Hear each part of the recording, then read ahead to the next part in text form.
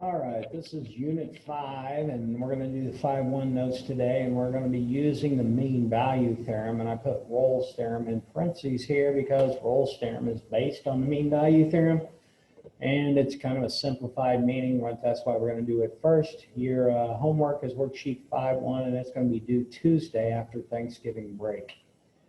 So Rolle's theorem, we got this little chart here, and we're supposed to place 2 points anywhere on the coordinate plane so that they have the same y value. And then we're going to connect those 2 points with a continuous graph. So would you guys all do that? I'm going to give you about, I don't know, 30 seconds to do that. See how it goes.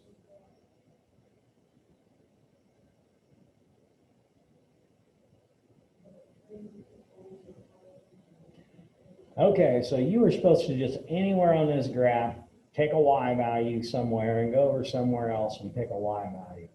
And then we're supposed to connect those any way you want. You could do a straight line, you could do a parabola. I'm going to do one that's kind of more like a cubic, like this. And then what this says is there must be at least one point on your graph where the tangent line has a horizontal. Well, if you take this endpoint and you connect it to this endpoint and they have the same y value, I hope you see that if we connect those endpoints, that the slope would be 0. And then somewhere, that tangent line, and somewhere up here, that tangent line, those would be where the derivatives are also equal to 0. So what this is saying is if you connect the endpoints of a continuous function that's also differentiable, in other words, there's no sharp turns, there's going to be at least one place, at least one, okay? There's the word at least one place. If I'd have done a parabola, it would have been one place. If I'd have done a straight line, it would have been every place, infinite amount. I did a kind of a cubic look, and that would be 2. I guess this could be like a sine graph as well. But there are 2 places on the graph I made. So here's a little information about Rolle's theorem. And we're going to come down here and look at this. It says Rolle's theorem, let f be the function that's continuous on a closed interval a to b. So these intervals are the x values. So in other words, this is an a value and this is b value. And brackets mean the endpoints are included, and it's differentiable from a to b. That you can't do a derivative at an endpoint. That's why they're parentheses. And the y value of a and the y value of b are equal, then there's at least one place c from a to b in the interval from a to b where the derivative is 0. So there's one c here that works, some value that works right there, and then there's another c value right there, different c value, maybe we would call that d, another value where it's also 0. So we're going to come over here and we're going to look at this this next problem that's illustrating Rolle's theorem. So this says we are supposed to graph x to the 4th minus 2x. Now, you can do, oops, can't you see blue over there? You can do a t-chart, you can do whatever you want, put in x values, and we're going from -2 to 2 and getting out y values to graph this. Well, if we put in -2 to the 4th, that's 16. -2 squared is 4, so 16 minus 4 would put this at -2. Let's see, we got -2, 1, 2, 3, 4, 5, 6, 7, 8. And then we got -1 is going to give me +1 minus 2. That's going to be at -1. And then 0 is 0. And then a -1 gives me out +1, sorry, gives me out -1 as well. And +2. Oops, I put this down too low. This is the x-axis because that says 1. So I've actually got to move these 2 points up one. I got a point here, a point here, and a point here. And let's see, 1. Now that's 0. 1, 2, 3, 4, 5, 6, 7, 8. And when you plug in +2, you're going to get 8 out as well. So this graph kind of looks, oh, it's isn't very good, kind of like a W.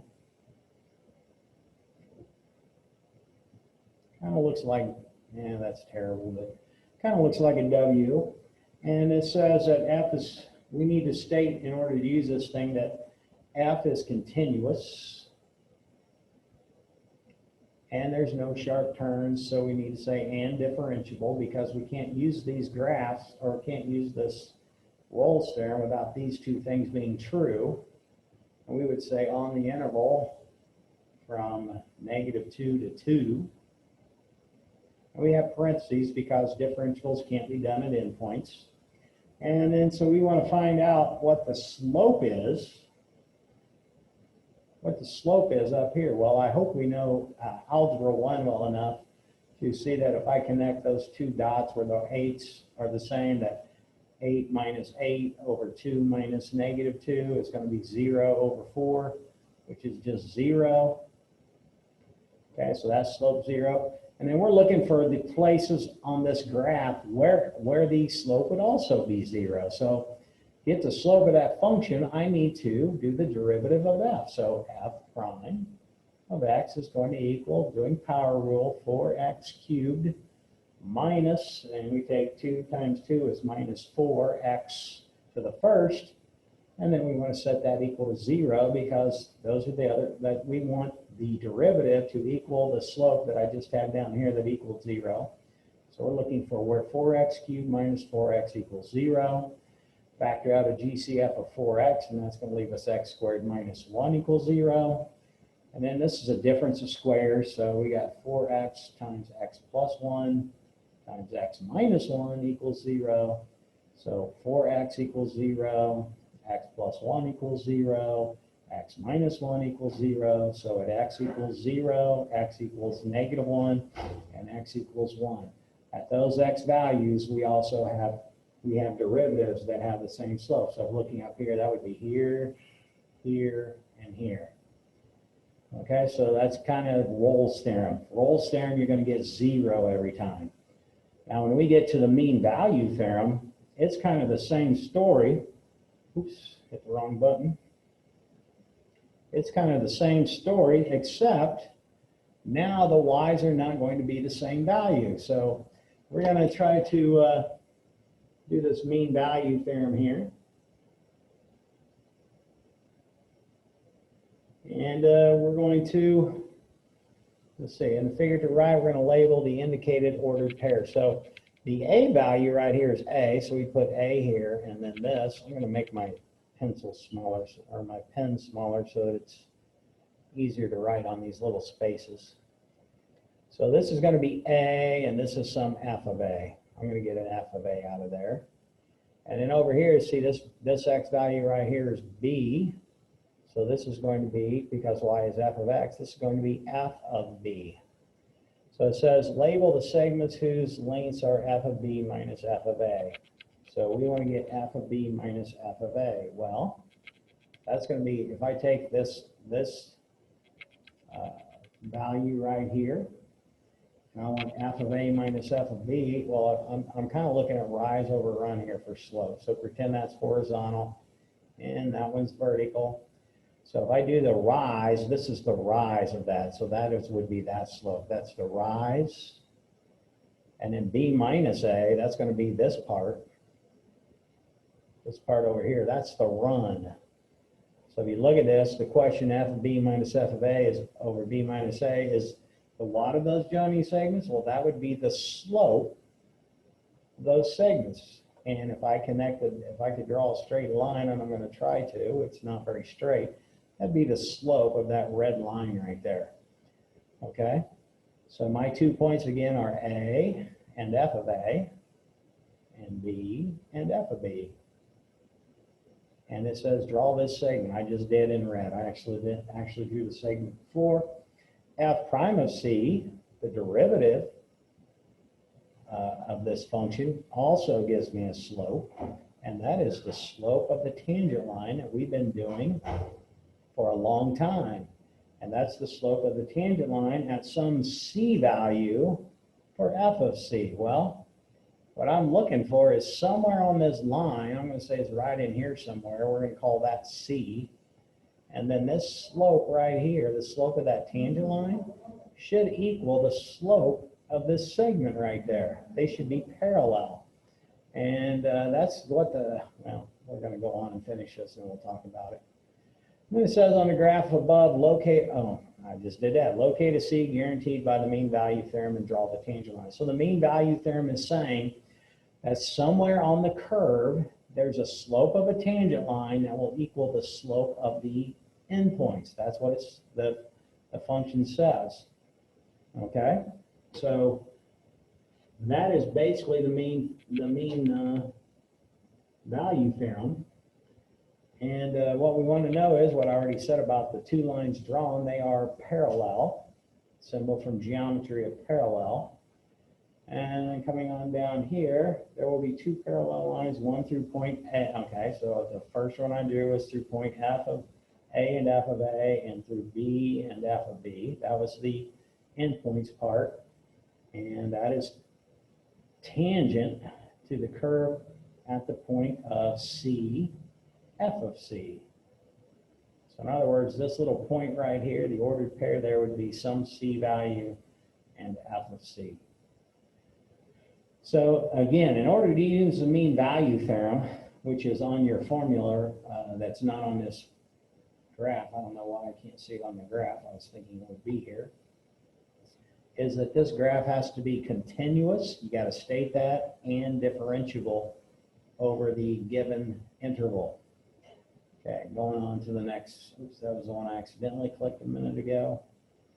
All right, so again, here's the mean value theorem, what I just said. If f is continuous on a given interval and differentiable, now remember, continuous includes endpoints, differentiable doesn't because you can't do a derivative at an endpoint, then there exists some value c where the derivative of the function of c equals the slope of the endpoints. So this is the slope of the endpoints has to equal the derivative somewhere on the graph. So we're going to illustrate this mean value theorem. So first of all, we've got the function 3 minus 5 over x. This is that function right there, that nice curve on the interval from 1, and we're going to 5. We're only worried about this part. We totally ignore anything that's not in there. This is all we're looking at. And I hope we can see that we need to, first of all, state that f is continuous on negative 1 to 5 and differentiable because it's a nice smooth curve on 1 to 5 with parentheses. That has to be true before we can use mean value theorem. So right now we're going to find at 1, this value at that point is right there, and at 5, that value is right there.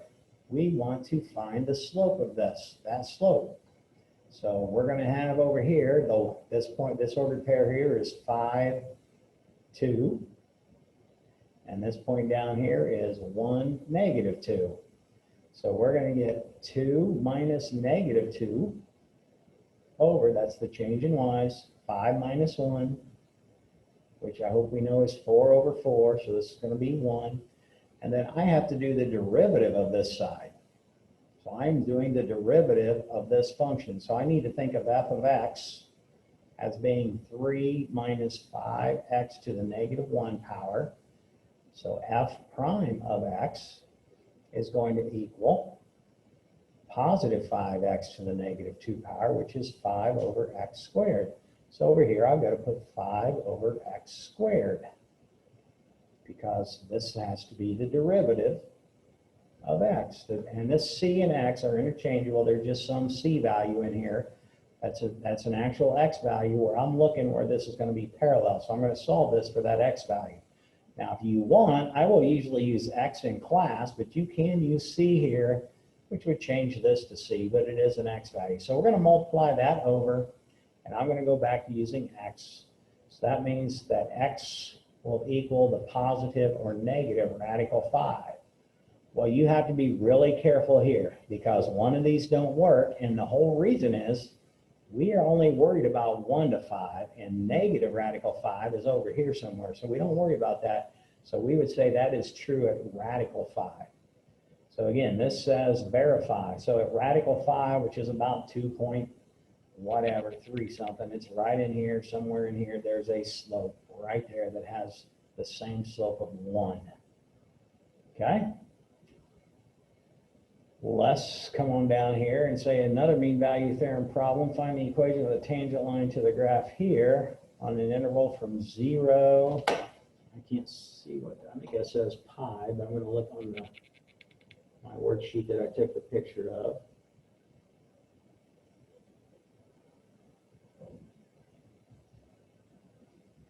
By the way, we should probably put down here, triangle dots mean therefore in math. Therefore, the value of C, the value of C is radical 5 by, and we use MVT is how we abbreviate. That's how we abbreviate the mean value theorem is MVT. And that's what you would put for a reason on the test. You cannot use that until you state this part right here.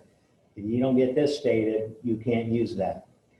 All right, so we're going to do this problem right here that says find the expression of the tangent line.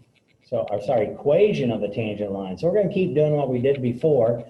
As soon as you see that, we need a point and we need a slope. So if you look over here, this is the interval. We're looking on an interval from 0 to pi and the point at which the solution to the mean value theorem. And it says confirm using your graphing calculator. So what I got to do first of all is find the slope of the endpoints here. So one endpoint is 0. So I got to do f of 0 to find out the other endpoint. And when I plug 0 in here, I get 0, 0 plus 1 is 1. Then I'm supposed to do f of pi. So that is going to be 2 pi. The sine of pi is 0 plus 1. So there's my 2 points. So now I'm going to use the mean value theorem and say 2 pi plus 1, this is the change in the y's, minus this one, the change in the y's over the change in the x's, pi minus 0, has to equal the derivative of this thing somewhere. So when I do the derivative of 2x, I get 2. And when I do the derivative of sine, I get cosine x. Okay? And the derivative of 1 is 0. So I'm looking for where this is true. So I'm going to come down here, and these 1's cancel. They cancel each other out. They're 0. That pi and that pi reduce. So I'm looking where is 2 plus cosine x equal to 2. Subtract 2 from each side. I'm looking where is cosine of x equal to 0. Well, I hope we know cosine of x equals 0 when x is, thinking about the unit circle, cosine is the x value, so there's a place here that's pi over 2 where the x value is 0, and down here at 3 pi over 2. Well, this is, pi is about 3.14 divided by 2, blah, blah, blah. And then this is 3 times 3. This is like, I want to say it's around 11, I think, but it's 10 something over 2. So this is going to be, I think this is greater than 5. So this is the answer we're looking for right here, because that's between 0 and 3.14. This is too big. This number is too big to be in this interval. So the number we're looking for is pi over 2. So there's my x value. Now, if you remember, we're still trying to find the equation of the tangent line. That's just the x where it's true. So now I have to come over here and find the y. I want to find the y that goes with that, and that's using this function up here, which is going to be 2 pi plus sine of pi over 2 plus 1, which is going to be 2 pi sine of pi over 2. That's the y value up here, which is 1. So that's plus 1 plus 1. So this is 2 pi plus 2. So the point of my tangent line is pi over 2 and 2 pi plus 2. That's my point. Now I need to find the derivative, the slope of this line. Well, this was the derivative right here. So I already have the derivative. The derivative is f prime of x is equal to 2 plus cosine of x. And we already found the x value, which is pi over 2. So that's going to be 2 plus cosine of pi over 2. So we're talking up here again. And the cosine there is 0. So this is 0. So the slope is 2. So my tangent line is going to be y minus, and then I put in my y value, 2 pi plus 2 equals, the slope is this 2 times x minus pi over 2. And we can quit right there. We can stop right here. This can, oh, I take that back. We can't stop because we're supposed to confirm this on our graphing calculator. So we need to solve this for y. So I'm going to add this over. When I do, I'm going to get 2 pi plus 2 and then plus 2 times x minus pi over 2. Now you could simplify that down, but I'm going to type that in my calculator. And I'm going to type this thing in my calculator. And then I want to see if these endpoints, the endpoints of that line, actually it's not this line, it's a different line on my calculator, are the same. So I'm going to get my calculator and I'm going to type those in and show going through that point should be the same as the endpoint. So I'm going to put on my calculator y equals, I'm going to clear these out from before. Let me get my camera up here so you can see them. Okay, I got to come down here so I can see my equation. All right, so there's the equation that I'm looking at right above the screen there, 2x plus sine x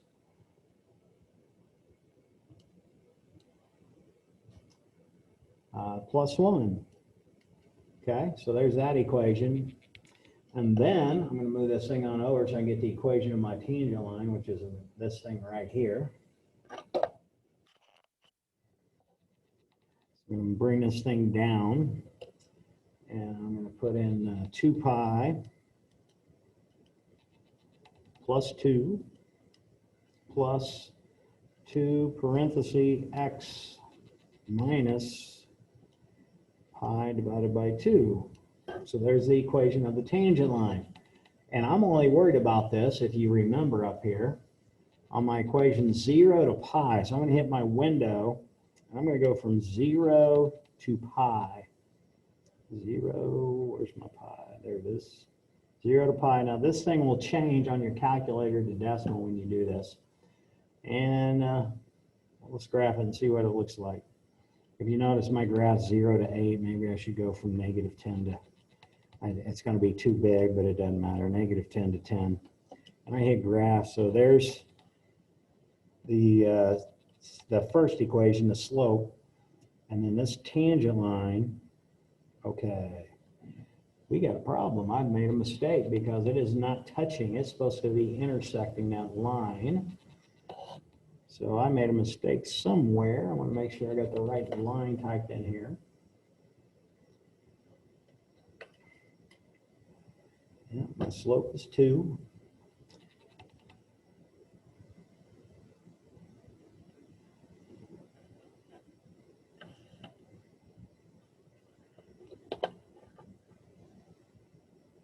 Did I type something in wrong maybe?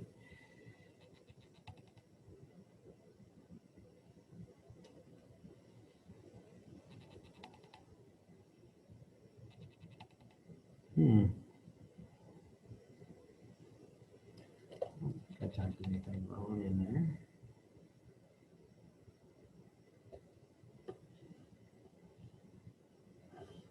Let's see. So I added 2 pi plus 2 over 2. Oh, that's right. And 2x. Look at the original problem again. 2x plus sine x plus 1. Let's make sure I'm in radians. I am.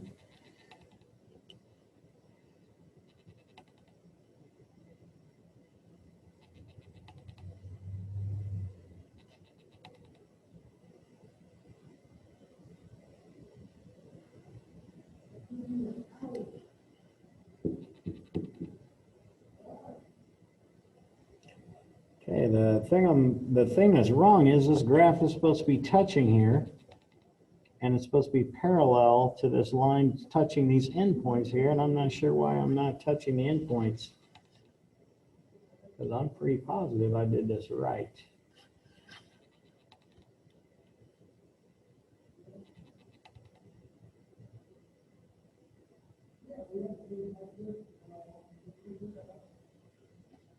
You can come down here and change this to fraction form and see what happens. That still should be right.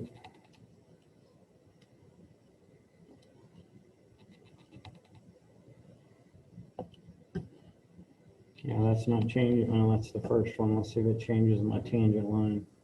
It does not. That is some weird stuff because I'm pretty positive that's right. I just don't understand why it's not. It should be touching in there somewhere. All right, I'm going to check that out and see what I did wrong and let you know in class later because of time. All right, I think we got one more problem to do here.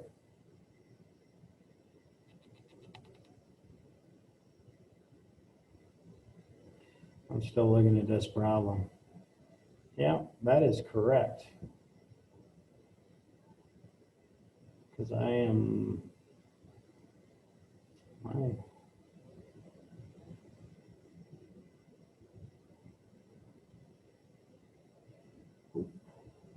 yeah, that's 2. Pi over 2.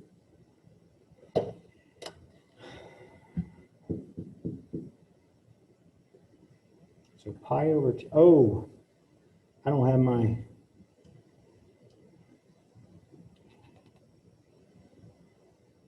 I'm going to go 0 to 10 and see what this looks like. Because this should be working. I wonder if it's at the end. Okay, let's go higher on the Y then. Maybe I didn't have my window high enough.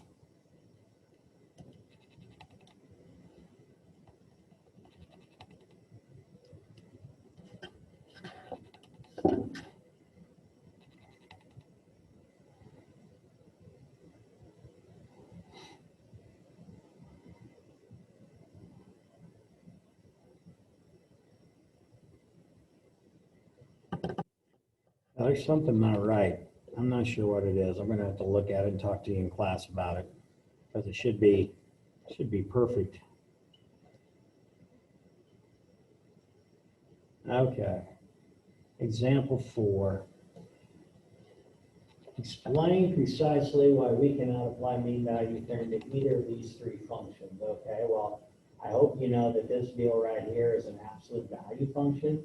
So this is not differentiable between 2 and 5. You can type that into your calculator and take a look at it because it's got a sharp turn. Coming over here, this one, we know that where x plus 2 equals 0, meaning at -2, which is on this interval, this function is discontinuous. So this function is discontinuous at x equals -2, so we can't use that one. And then this is also, this comes like this and hits a 0 like this. That's called a cusp. And this is at 0 right here, 0, 0. That is also a sharp term, so this is not differentiable at 0. And this one is not differentiable at 3 because that's where the sharp turn occurs, where this is 3 because that moves the horizontal, this shifts it over right 3.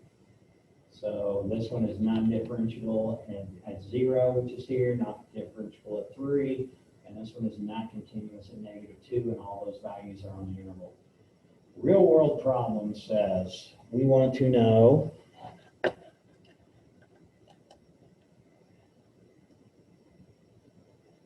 two stationary police cars.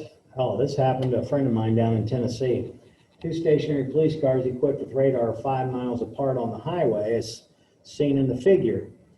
As a semi-truck passes the first patrol car, it is clocked going 55 miles per hour.